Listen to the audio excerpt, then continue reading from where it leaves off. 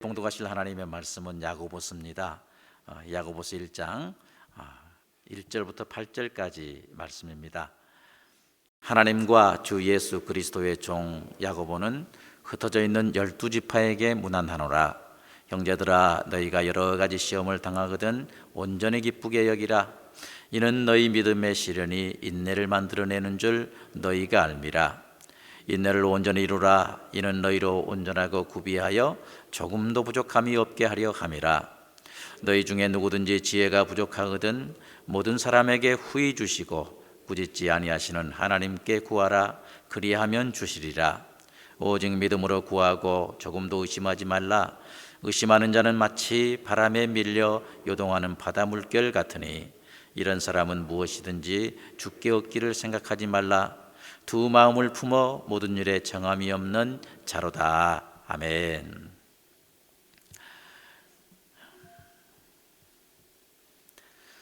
오늘 아침 읽은 이 야고보서는 주의 종 야고보가 흩어진 12지파, 다시 말해서 디아스포라 유대인들에게 주신 그러한 말씀입니다. 특히 오늘 이 본문은요, 야고보서가 왜 쓰여졌는지, 어떤 목적으로 기록되었는지를 말씀해 주고 있습니다. 오늘 본문 1절에 보니까 그랬습니다. 하나님과 주 예수 그리스도의 종 야고보는 흩어져 있는 12지파에게 문안하노라 라고 이렇게 말씀했습니다.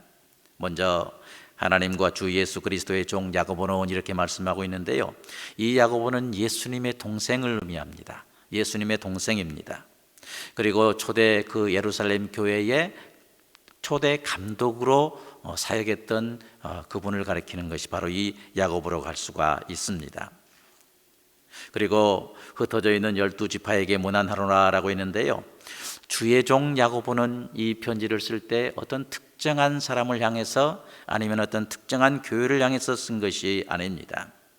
유대주의자들과 이 로마의 박해로 인해서 흩어졌던 유대 기독교 성도들을 향해서 이 글을 쓰고 있고, 또한 지금 문안의 인사를 전하고 있습니다.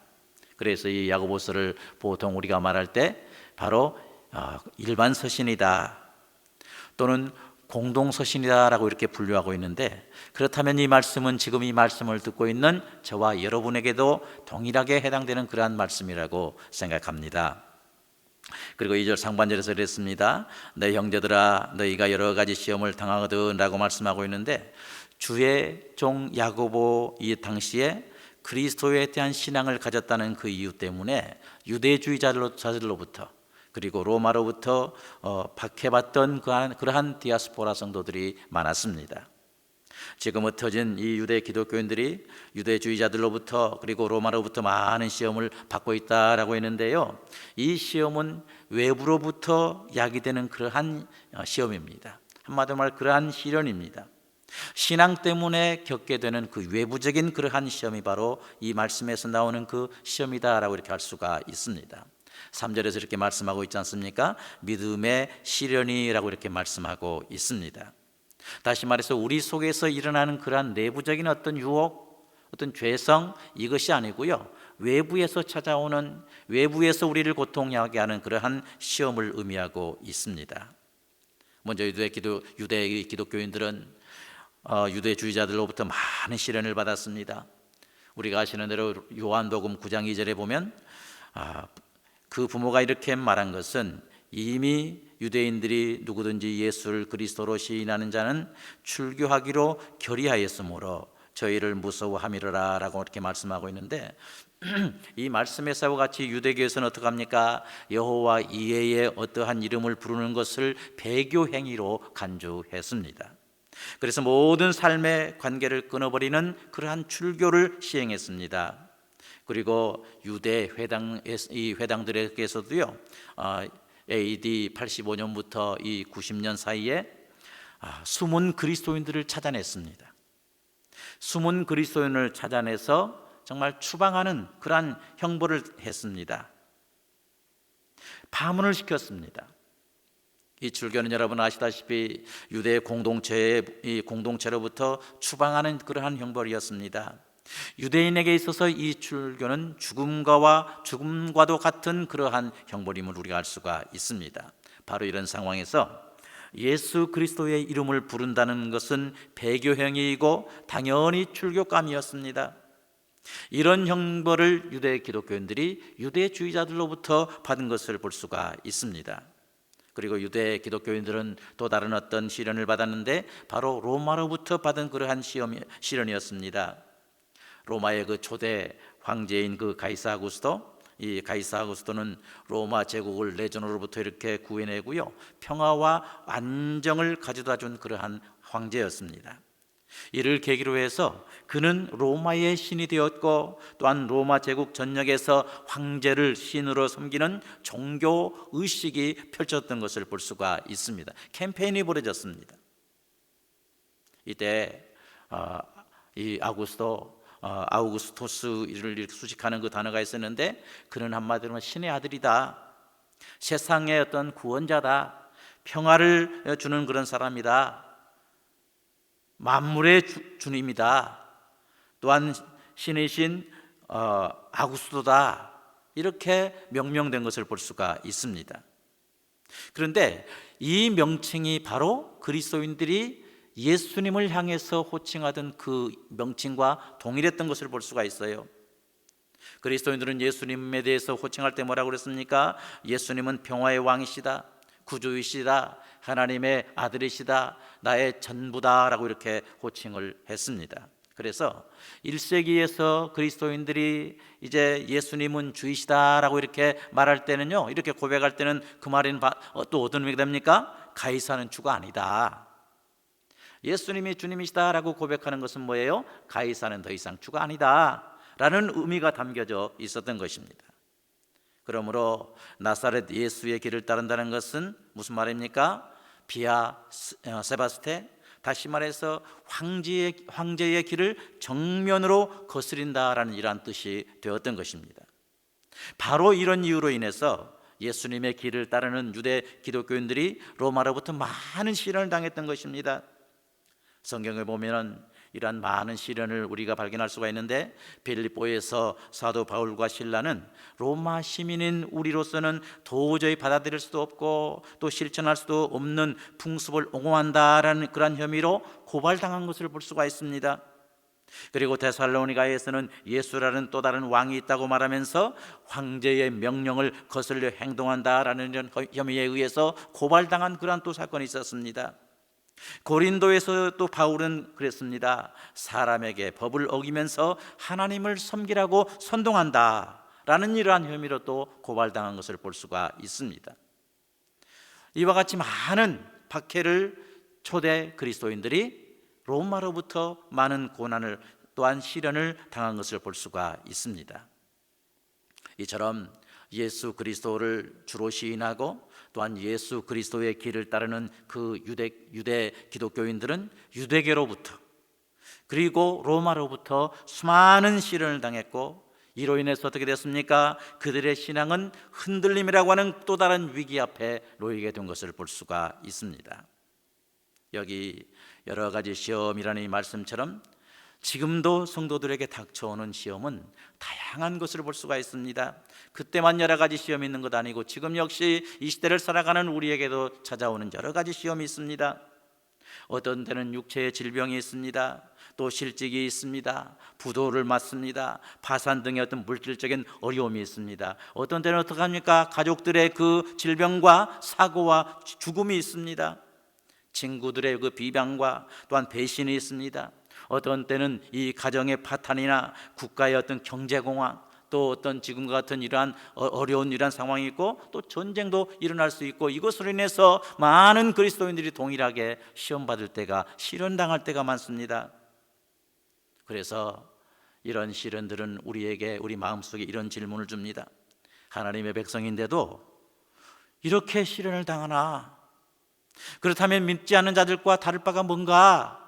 이러한 의문과 회의를 우리 마음속에 가져다 줄 때가 많습니다. 주의 종 야고보는 이와 같은 여러 가지 시련의 위기 앞에 서 있는 그리스도인들에게 참다운 신앙의 모습이 무엇인지, 참다운 신앙의 모습이 무엇인지를 지금 말씀해 주고 있습니다. 그러면 그리스도인들이 신앙의 위기 앞에서 취해야 될 합당한 모습이 어떠한 모습입니까? 흔들리는 것입니까? 원망하는 것입니까? 무엇입니까?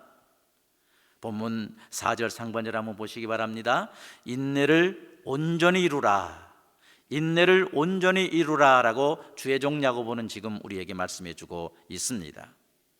그리스도인들에게 여러 가지 이러한 시련이 찾아올 때 인내를 온전히 이루는 것, 이것이 바로 시련 속에서 그리스도인들이 보여야 될 참된 그러한 신앙의 모습인 줄을 믿습니다.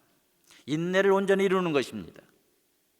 여기 인내라는 말은 어떤 힘이나 그 압력에 대해 아래에서 견디는 그러한 힘, 아래에서 견디는 그러한 능력, 이것을 가리켜서 인내라고 정의할 수가 있습니다. 참는 것을 말합니다. 내구력을 의미합니다. 그리고 여기서 온전히라는 말은요, 끝을 의미합니다. 가장 끝을 최종의 어떤 그런 상태를 의미합니다. 그러면 인내를 온전히 이루라, 이 말은 뭐예요? 중도에서 포기하지 말고, 아무리 어려움이 있다고 해도 중도에서 포기하지 말고 끝까지 참고 견디라라는 그런 의미라고 할 수가 있습니다. 이는 하나님께서 온전하신 것처럼 성도들도 온전해져야 됨을 암시하는, 시사하는 그러한 말씀이라고 할 수가 있습니다. 그렇다면 성도에게 시련이 찾아올 때 어떻게 해야 됩니까? 그 시련이 힘들다고 중도에서 믿음을 포기하지 말고 내구력을 가지고 끝까지 참고 견뎌야 하는 것입니다. 이 시련을 계기로 해서 오히려 하나님의 온전하심에 도달할 때까지 주님의 말씀에 순종하고 주님을 닮아가기 위해서 싸워야 되는 것, 이것이 바로 성도의 참된 신앙의 모습인 것입니다. 성도가 이처럼 시험 당할 때 인내를 온전히 이루면 4절 하반절 말씀처럼 어떻게 됩니까? 너희로 온전하고 구비하여 조금도 부족함이 없게 하려 함이라 라는 이 말씀이 성취된다는 사실을 여러분 믿으시기를 바랍니다. 온전해집니다. 온전하고 했는데 이게 뭐예요? 이 말은 부족함이 없는 상태를 말합니다. 그리고 구비하여, 이 말은 뭐예요? 신체의 그 각 부분이 모두 건전해져서 모든 것들을 다 갖추는 것, 부족함이 없이 제대로 기능할 수 있도록 모든 것을 갖추는 것을 바로 이 구비하여라는 그런 말의 의미인 것입니다. 그렇다면 우리 성도들이 온전하게 이 인내를 온전하게 이루게 되면 그리스도의 지체로서의 부족함이 없는 상태에 이를 수 있다는 것을 지금 말씀해 주고 있습니다. 그리고 그 신체의 모든 각 부분이 건전해져서 모든 것들을 다 갖추게 되는 그러한 계기가 되는 것입니다. 이것이 바로 인내가 주는 유익인 것입니다. 그렇기 때문에 성도는요, 시험을 받을 때 오히려 뭐 해야 된다고요? 기뻐해야 된다라고 이렇게 말씀하고 있어요. 본문 2절에서 말씀했습니다. 내 형제들아, 너희가 여러 가지 시험을 당하거든 온전히 기쁘게 여기라 라고 주의 종 야고보는 말씀하고 있습니다. 일단 시험을 받게 되면 어떻게 해요? 누구든지 잠시 근심하게 되어 있습니다. 낙심하게 되어 있습니다. 왜 나에게 이렇게 어려움이 있을까? 원망할 수가 있고 절망할 수가 있습니다. 그러나 뭐라고 말씀하고 있습니까? 시험은 반드시, 시험같이 그리스도인에게 있어서 그 믿음의 시련은 반드시 의미하는 바가 있기 때문에 성도는 이 사실을 알고 시험 당할 때에 낙심하지 말고 좌절하지 말고 오히려 어떻게 하라고요? 기뻐하며 이겨내야 된다라고 이렇게 말씀하고 있는 것입니다. 그렇다면 사랑하는 여러분, 시험 당할 때에 인내하면서 또한 기뻐할 수 있는 우리 모두가 되시기를 바랍니다. 왜 내게만 이런 시험이 임하는 거야? 원망하지 말고요, 시험 당할 때에 그래, 그 시험이 뜻하는 바가 반드시 있어. 나는 지금 모르지만 그 시험이 내게 준 의미가 분명히 있을 거야. 이 사실을 소망하면서 어떻게 해요? 그 시련 앞에 오히려 인내하며 기뻐하는 우리 모두가 되시기를 바랍니다. 그리고 인내함을 통해서 나의 부족한 점이 다 갖춰질 거야.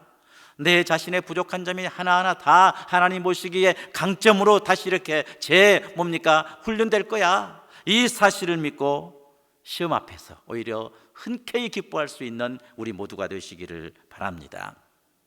로마서 5장 3절로 4절에 보니까 그랬습니다. 다만 이뿐 아니라 우리가 환난 중에도 즐거워하나니 이는 환난은 인내를, 인내는 연단을, 연단은 소망을 이루는 줄 알미로다 라고 사도 바울은 말씀했습니다.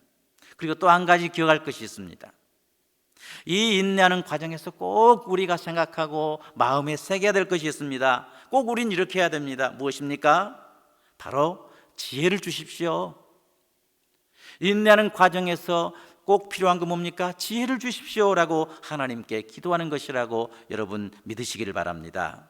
왜 이 시험이 내게 임했을까? 과연 그 원인이 뭘까? 인내하는 과정에서 그 이유를 깨달을 수 있도록 지혜를 달라고 하나님께 간절히 기도하는 것, 인내하는 성도에게 반드시 갖춰야 될 그러한 덕목입니다. 하나님 지혜를 주세요.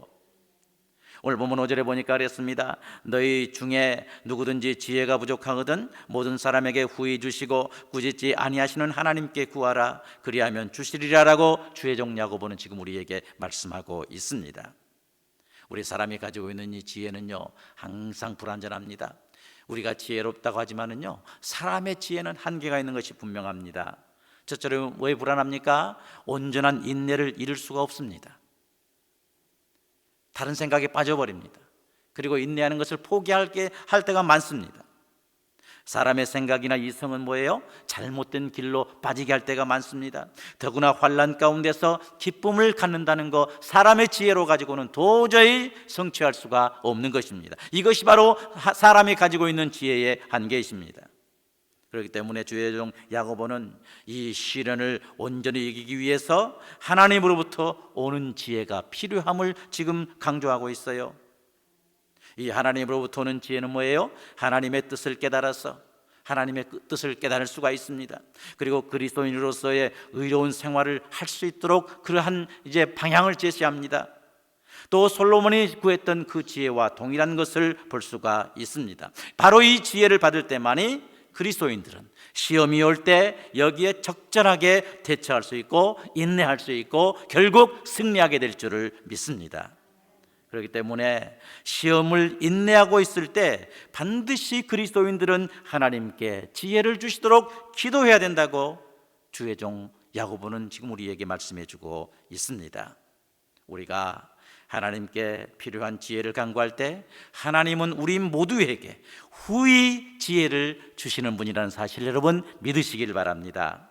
간구하는 자에게 결코 인색하지 않고 풍성히 지혜를 주시는 분이 바로 우리의 하나님이십니다. 필요 이상으로 공급해 주시는 분이 바로 우리의 하나님이십니다. 믿으시기를 바랍니다. 그러므로 지혜를 구할 때 믿음으로 하나님께 기도해야 됩니다. 구하기만 하면 반드시 필요 이상으로 공급해 주신다라는 이 사실을 믿고 하나님 앞에 연단의 인내의 과정을 살아갈 때 꼭 기도할 수 있는 우리 모두 되시기를 바랍니다. 그럴 때 우리가 더 인내할 수 있고요, 그럴 때 시험을 능히 이길 수 있는 그러한 능력을 하나님으로부터 받을 수 있기 때문입니다. 삶의 과정을 살아가는 과정에서 인내가 반드시 필요하듯이요, 신앙생활을 하는 과정에서도 인내가 반드시 필요한 걸 볼 수가 있어요. 여러분은 그 한시입니다마는 그 서정주 씨의 그 국화협회서라는 이러한 시를 아실 것입니다. 한 송이의 국화꽃을 피우기 위해 봄부터 소쩍새는 그렇게 울었나 보다. 한 송이의 국화꽃을 피우기 위해서 천둥은 먹구름 속에서 또 그렇게 울었나 보다. 노란 내 꽃잎이 필라고 간밤엔 무서리가 저리 내리고 내게는 잠도 오지 않았나 보다. 그런 내용 아닙니까? 한 송이의 이 핀 국화꽃은요 그냥 핀 것이 아니고, 비록 식물이지만 그냥 핀 것 아니고 뭐예요? 이렇게 많은 주위 환경들의 그 인내의 결실을 했다는 사실을 이 시는 지금 그 내용을 읊고 있는 그러한 시입니다. 하물며 식물도 주위에 많은 어떤 영역들의 인내의 결실로 한 송이의 국화꽃을 피웠다 그 말입니다. 그렇다면 신앙에 있어서는 인내가 얼마나 더 필요하겠습니까? 기억하십시다. 시험은요 하나님께서 그의 백성들에게 인내를 가르쳐 주시려고 주시는 그러한 은혜의 가시입니다. 그리고 인내 곧 오래 참음은 뭡니까? 성령의 열매임을 알 수가 있습니다. 주의 종 야고보는 이 편지 전체를 통해서 기독교를 실천적 종교로 지금 제시하고 있는데, 시험 당할 때에 정말 실천적으로 인내해야 된다 그 말입니다. 그리고 인내가 줄 그 결과를 고대하면서 기뻐하라, 실천적으로 정말 행동으로 삶으로 기뻐하라 그 말입니다. 인내할 이유를 잘 깨달을 수 있도록 지혜를 주시라고 하나님께 정말 실천적으로 기도하는 이런 삶을 살아야 됨을 우리에게 말씀해 주고 있습니다. 머리로만은 아니고요, 실천적으로 행해야 될 것을 우리에게 지금 말씀해 주고 있는 것입니다. 주의 종 야고보는 5절에서 너희 중에 누구든지 지혜가 부족하거든 모든 사람에게 후히 주시고 꾸짖지 아니하시는 하나님께 구하라 그리하면 주시리라 라고 했는데, 우리 하나님은 부족한 저희들에게 지혜를 주시는 그러한 분이심을 여러분 꼭 믿으시길 바랍니다. 성령님을 통해서 지혜를 주셨는데, 이 지혜를 통해서 우리로 하여금 하나님의 뜻을 알게 해주셨습니다. 그리고 이 세상을 승리하게 도와주셨습니다. 그리고 하나님께서는 우리에게 지혜를 주셨는데, 이 구약의 시가서를 통해서 보면은요, 이 지혜를 가리켜서 곧 지혜는 메시아다라는 사실을 알 수가 있습니다. 시가문학에서 보면은 지혜를 가리켜서 메시아를 의미할 때 이 지혜 소피아 이것을 이렇게 표시하고 있습니다. 구약에서는 메시아를 지혜로 표시했습니다. 이렇게 지혜로 표시된 메시아가 신약에서는 뭘로 표시가 됩니까? 말씀 곧 로고스로 표현된 걸 볼 수가 있습니다. 그렇다면 이 지혜요 말씀으로 오신 예수 메시아 예수 그리스도는 모든 것을 인내하심으로 하나님의 뜻을 이루신 것을 볼 수가 있어요. 인내하셨습니다. 우리의 삶의 모범이 되신 예수님께서, 메시아께서 인내하셨습니다. 그렇다면 우리는 어떻게 해야 되겠습니까? 사랑하는 여러분, 오늘도 우리는 주님의 말씀을 들었습니다. 주의 종 야고보는 오늘 본문을 통해서 믿음의 시련에 대해서 말씀했습니다. 그리고 믿음의 시련이 닥쳐오면 인내해야 된다라고 이렇게 우리에게 말씀하고 있습니다. 이제 우리는 결단해야 됩니다. 믿음의 시련이 우리를 힘들게 하고 살 소망까지 빼앗아갈 때가 많지만, 그러나 인내하는 그러한 삶을 사는 우리 모두가 되시기를 바랍니다. 인내하는 그 삶이, 인내가 우리에게 줄 그 유익을 생각하면서 오히려 시험 가운데서도 기뻐할 수 있는 우리 모두가 되시기를 바랍니다. 인내하는 우리에게 지혜를 주시도록 간절히 하나님께 기도하는 우리 모두가 되시기를 바랍니다.